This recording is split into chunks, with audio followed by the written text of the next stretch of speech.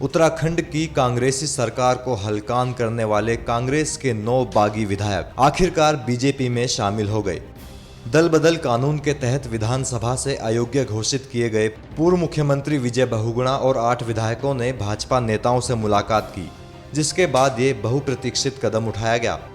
इस मौके पर उत्तराखंड भाजपा अध्यक्ष अजय भट्ट ने कहा कि उत्तराखंड के सभी 9 बागी विधायक बीजेपी में शामिल हो गए हैं। मित्रों, बहुत ही ऐतिहासिक दिन आज है कि आज जिन विधायकों ने अपनी विधायकी को भय और भ्रष्टाचार के शासन को खत्म करने के लिए, हरीश रावत जी की तानाशाही को समाप्त करने के लिए अपनी विधायकी कुर्बान कर दी, उन्होंने आज भारतीय जनता पार्टी को स्वेच्छा से चुना है और अनकंडीशनल बिना शर्त के वो लोग आज यहां पर ज्वाइन कर रहे हैं। इसलिए मैं प्रदेश अध्यक्ष होने के नाते बहुत बहुत उनका आभार प्रकट करता हूं। उन्होंने भारतीय जनता पार्टी के नेतृत्व में विश्वास व्यक्त किया है और भय और भ्रष्टाचार का वातावरण आज जो उत्तराखंड में फैला हुआ है, उससे उत्तराखंड को मुक्ति दिलाने के लिए संकल्प लिया है। बीजेपी में शामिल होने वाले बागियों में विजय बहुगुणा, हरक सिंह रावत, अमृता रावत, शैलेंद्र मोहन, कुंवर प्रणव सिंह, सुबोध उनियाल, प्रदीप बत्रा, शैला रानी रावत और उमेश शर्मा शामिल हैं। इस मौके पर बागी विधायक हरक सिंह रावत ने कहा कि वो प्रदेश में शराब माफिया और भू माफिया के खिलाफ अपनी जंग जारी रखेंगे। खनन माफिया, भू माफिया और शराब माफिया के खिलाफ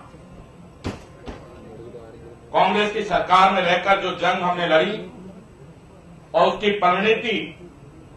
18 मार्च को हमने विधानसभा में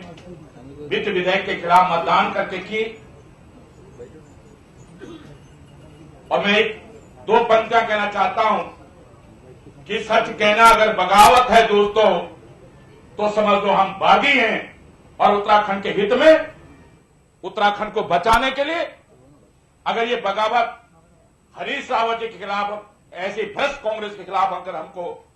आज हमने की है, तो हमें अपने आप पे गर्व है और हमें अपने निर्णय पर, और मैं निश्चित रूप से कहना चाहता हूं, ये शुरुआत है। मैं अपने सारे मित्रों से कहना चाहता हूं कि हमने ये शुरुआत जो 18 मार्च को की है, हम तब तक चैन की सांस नहीं लेंगे जब तक उत्तराखंड की धरती पर ऐसे शराब, भू माफिया, खनन माफियाओं का हम अंत नहीं कर देते हैं। तब तक हम सारे 9 साथी आज भारतीय जनता पार्टी में अपने हजारों लाखों कार्यकर्ताओं के साथ, क्योंकि हमारा हर जो पूर्व विधायक है, पूर्व मंत्री है, उसके साथ हजारों कार्यकर्ता जुड़े हैं, जनता जुड़ी है। आज हम हजारों कार्यकर्ताओं के साथ भारतीय जनता पार्टी के संघर्ष की मुहिम में सम्मिलित हो रहे हैं। और मैं निश्चित रूप से कहना चाहता हूं इन्हीं शब्दों के साथ, एक बार मैं भारतीय जनता पार्टी के परिवार का, माननीय अमित शाह जी का, देश के प्रधानमंत्री माननीय नरेंद्र मोदी जी का हृदय से आभार व्यक्त करना चाहता हूं, क्योंकि हम 9 विधायकों ने तो 10 विधायकों ने तो मन बना लिया था इस सरकार के खिलाफ लड़ाई लड़ने का, लेकिन उन्होंने हमारी इस लड़ाई में हमारी मदद करने के लिए आज उन्होंने अपने परिवार में,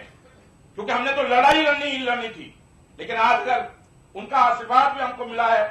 तो निश्चित रूप से यह लड़ाई मैं उनका आभार व्यक्त करना चाहता हूं अपने पूरे भारतीय जनता पार्टी परिवार का, उत्तराखंड के भारतीय जनता पार्टी के कार्यकर्ताओं का, कि जिन्होंने आज हमें अपने परिवार में सम्मिलित करके, और मेरे लिए तो निश्चित रूप से एक बहुत बड़ी खुशी की बात है कि आज लगभग 1996 के बाद, क्योंकि मुझे तो पहली बार उत्तर प्रदेश में भारतीय जनता पार्टी के सदस्य के रूप में, एमएलए के रूप में मुझे काम करने का मौका मिला, राज्य मंत्री के रूप में काम करने का मौका मिला, और आज 16 साल बाद मुझे अपने घर में वापसी मिली है। तो इसके लिए मैं निश्चित रूप से माननीय श्याम यादव जी का, अजय भट्ट जी का और पूरे भारतीय जनता पार्टी के राष्ट्रीय पदाधिकारियों का हृदय से आभार व्यक्त करना चाहता हूं कि आपका आशीर्वाद, आपका सहयोग निश्चित रूप से उत्तराखंड में जो अगले 4-5 महीने संघर्ष के, हम सब लोग आपके साथ कंधे से कंधा मिलाकर, कदम से कदम मिलाकर संघर्ष करेंगे। वहीं पूर्व मुख्यमंत्री विजय बहुगुणा ने स्पष्ट किया कि भाजपा में उनका प्रवेश किसी निजी लाभ के लिए नहीं बल्कि राज्य के हित में है और वे राज्य के हितों के संरक्षण के लिए आगे भी लड़ते रहेंगे। हम लोग और सब लोगों ने बड़ी मेहनत करके, संघर्ष करके उत्तराखंड राज्य बनाया और एक ऐसा आंदोलन किया जो शायद विश्व में अद्वितीय रहा। और राज्य की जो हमारे शहीद हुए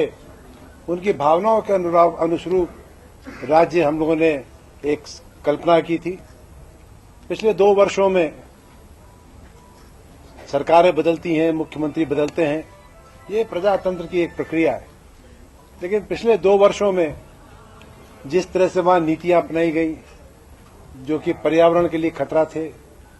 जो कि विकास के बजाय विनाश हो रहा था, और 2 वर्ष लगातार मैं और मेरे साथी अपनी पार्टी के जो शीर्ष नेतृत्व उनको अवगत कराते रहे कि असंतोष बढ़ रहा है, जनता में असंतोष है और ये एक दिन ये जो है ये विस्फोट होगा, भूकंप आएगा। 18 तारीख को हम लोगों ने फाइनेंस बिल पे खिलाफ वोट किया और सरकार की हार हुई। लेकिन सारी संसदीय परंपराओं और प्रणालियों का त्याग करके अध्यक्ष विधानसभा ने जो हार गए थे मुख्यमंत्री बिल पे, उनको कहा नहीं ये पास हो गया। लड़ाई लड़ी, लड़ाई जारी है। लेकिन हमको विश्वास है कि जो उत्तराखंड की जनता जो बहुत जागरूक है, जो सजग है, चैतन्य है, वो देखेगी कि हमने कोई निजी हित के लिए नहीं, ये सब हमारे साथी अपनी विधानसभा सीट छोड़ करके, मंत्री पद छोड़ करके हम लोग आगे आए हैं। विजय बहुगुणा ने प्रधानमंत्री नरेंद्र मोदी की प्रशंसा करते हुए उनकी कार्यशैली की प्रशंसा भी की। तो प्रधानमंत्री नरेंद्र मोदी जी हैं, बहुत ही प्रैग्मेटिक लीडर है, बहुत ही प्रैग्मेटिक लीडर है और अनफ्लिंचिंग उनकी कमिटमेंट है गुड गवर्नेंस और डेवलपमेंट के लिए। आज उनके नेतृत्व में, उनकी कार्यशैली से प्रभावित होकर के, उनकी नीतियां देख करके 2 वर्षों की, हम सब ने हमेशा अध्यक्ष जी से मुलाकात करी और हम सबका धन्यवाद करेंगे जो भी भारतीय जनता पार्टी के नेता हैं कि उन्होंने हम सबको जो है